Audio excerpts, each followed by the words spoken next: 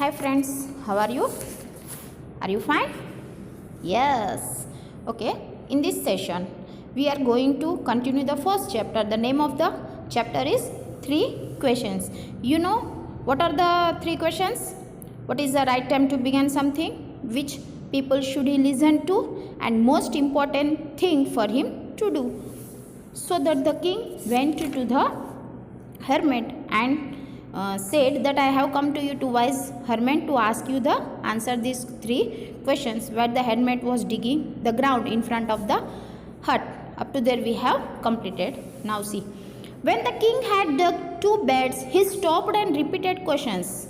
The hermit gave no answer but stood up, stretching out his hand for the spade and said, now you rest and let me work.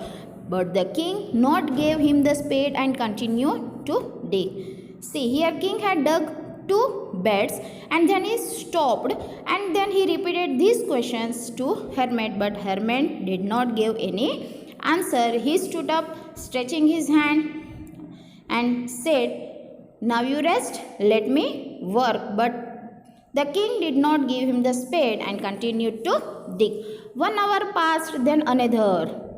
The sun went down behind the trees, and at last the king stuck the spade into ground and said, I came to you, wise man, for an answer to my questions. If you can give me no answer, tell me so, and I will return home. Here comes someone running, said the hermit. See, hours and hours passed. The sun went down. It means it was evening.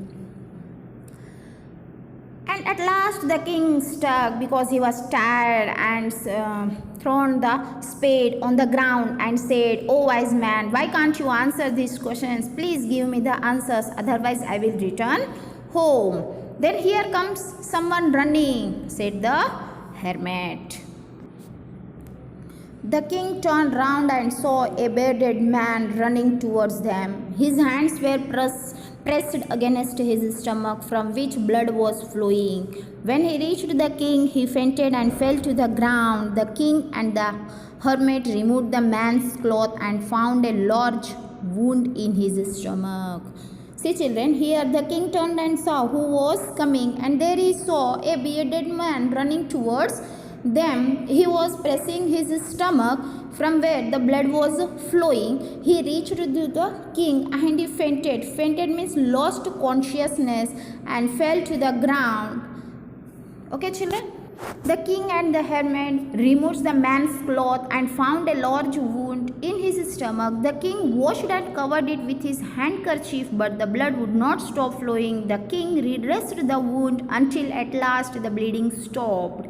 See children, here the king and the hermit removed the cloth from the stomach, okay, and then the king washed it and covered it with the handkerchief, but the blood would not stop flowing. So the king redressed the wound until the bleeding was stopped. The man felt better and asked for something to drink. The king brought fresh water and gave it to him. By this time the sun had set and the air was cool. The king, with the hermit's help, carried the wounded man into the hut and laid him on the bed. The man closed his eyes and lay quiet. The king, tired by his walk and the work he had done, lay down on the floor and slept through the night. When he awoke, it was several minutes before he could remember. See children, here the man felt better after the redressing the wound and asked something to drink. So the king brought a fresh water and gave him, and by this time the sun was set and the air was cool. So the king, with the help of the hermit's help, carried that wounded man to the hut and laid down him on the bed. Then the man closed his eyes and lay down, and the king, also tired by his work, what he had done, he also lay down on the floor and slept throughout the night. When he woke, it was several minutes before he could remember. He remembered where he was or who the strange bearded man lying on the bed was. "Forgive me," said the bearded man in a weak voice when he saw that the king was awake. Then the bearded man said to the king to forgive him. "I do not know you and have nothing to forgive you for," said the king. The king said, "Why have to forgive you? Have done any mistake? You do not know me, but I know you. I am that the enemy of yours who swore revenge on you because you put my brother to death and seized my property. I knew you had gone alone to see that hermit, and I made up my mind to kill you on your way home. But the day passed and you did not return. So I left my hiding place and I came upon your bodyguard, who recognized me and wounded me. I escaped from him, but I should have died if you have not dressed my wounds. I wished to kill you, and you have saved my life. Now, if I live, I will serve you as your most faithful servant, and will order my sons to do as the same for give me." See here, the children, the bearded man was the enemy of the king, who swore the revenge on him because the king has put his brother to death and seized his property. "So I knew you have gone alone to meet the hermit man. I have saw you, but the day passed, you did not return. But your bodyguard had recognized me and wounded me. So I escaped from that, and I reached here where you have dressed my wounds. Okay, I wish to kill you, but you have saved my life. So I have served you as your faithful servant, and I will give my order to sons to do the same." The king was very happy to have made peace with his enemy so easily, and to have won him over as a friend. He not only forgave him, but said he would send his servants and his own doctor to look after him, and he promised to give back the man his property. So the king was happy with his work, what he had done for his enemy. With that also he said that, "I will send my servants and doctor to look after you, and I am going to do a promise that I am going to return your property." Leaving the wounded man, the king went out of the hut and looked around for the hermit, but going away he wished once more to get answers to his questions. The hermit was on his knees sowing seeds in the beds that had been dug the day before.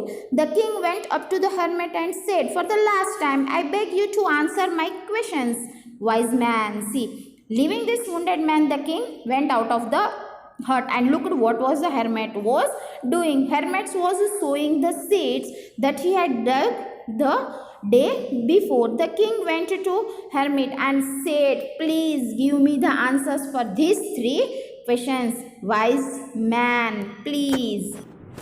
So the hermit said, You have already been answered," said the hermit, still bending down to the ground and looking up at the king as he stood before him.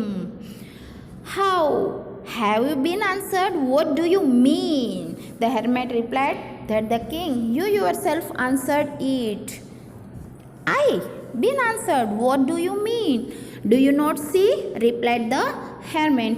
"If you had not pitied my weakness yesterday, and I had not dug these beds for me, you would have gone away. Then that man would have attacked you, and you would have wished you had stayed with me. So the most important time was when you were digging the beds, and I was the most important man, and to do me good has you most important business.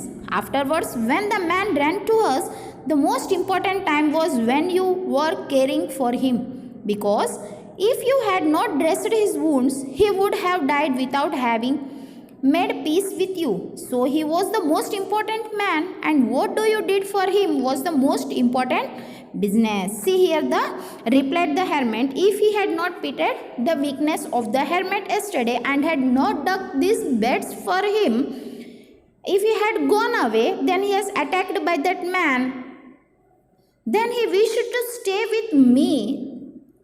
That the important time was when he was digging the beds. It was the important time, and the important man was to done the good for this wounded man.